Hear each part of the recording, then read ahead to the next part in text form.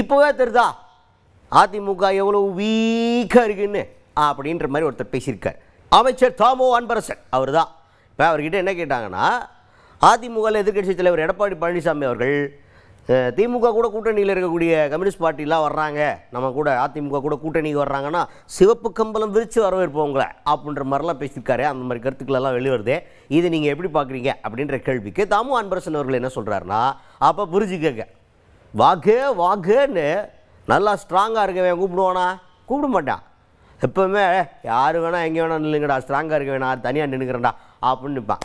ஆனால் கூட்டம் சேர்க்கறதுக்கு ஆசைப்படுறான்னா என்ன, அவங்க சைடு வீக்காக இருக்குதுன்னு அர்த்தம் அப்படின்ற லெவலுக்கு பிளான் பண்ணி பேசியிருக்கார். அதிமுக ரொம்ப வீக்காக இருக்கிறதுனால தான் கூட்டணிக்கு அழைகிறாரு எதிர்க்கட்சி தலைவர் எடப்பாடி பழனிசாமி அவர்கள் அப்படின்ற விமர்சனத்தை முன் வச்சிருக்காரு தாமோ அன்பரசன் அவர்கள். இதுல இருந்தா தெரியுது அவர் ரொம்ப வீக்காகிறாருன்னு தெரியுது. திமுக கூட்டணி வந்து கொள்கை கூட்டணி, மக்களின் தேவைகளை மக்களுக்காக உழைக்கிற கூட்டணி நம்ம கூட்டணி. அது சந்தர்ப்பவாத கூட்டணி, அது உருப்படாது, தேராது. தொடர்ந்து பேசும்போது அதிமுகவுக்கும் பாஜகவுக்கும் இருக்கக்கூடிய குழப்பம் தொடர்பாக விமர்சனத்தை முன்வைத்திருக்கிறார் தாமோ அன்பரசன் அவர்கள். என்ன சொல்றாருன்னா, அமித்ஷாஜி என்ன சொல்றாரு, கூட்டணி ஆட்சி அமைங்கிறார். இவர் என்ன சொல்றாரு, நாங்கள் கூட்டணியில் ஜெயிச்சு ஆட்சி அமைச்சிருவோம் அப்படின்னு சொல்லிட்டு.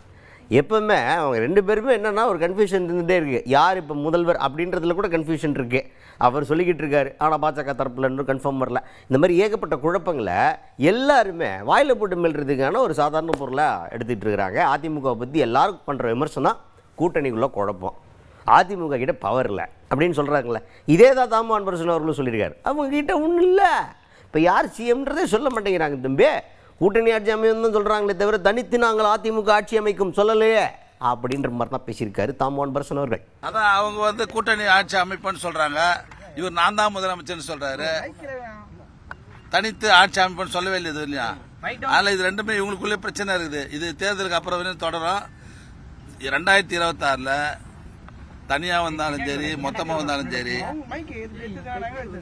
திமுக ஆட்சி அமைப்பது எந்த கொம்பனாலும் தடுக்க முடியாது. திமுக தொண்டர்கள் ஒவ்வொருத்தரும் கங்கணம் கட்டின்னு இன்னைக்கு பணியாற்றி கொண்டிருக்கிறார்கள். தலைவருடைய இலக்கை நிச்சயமாக நாங்கள் நிறைவேற்றுவோம்.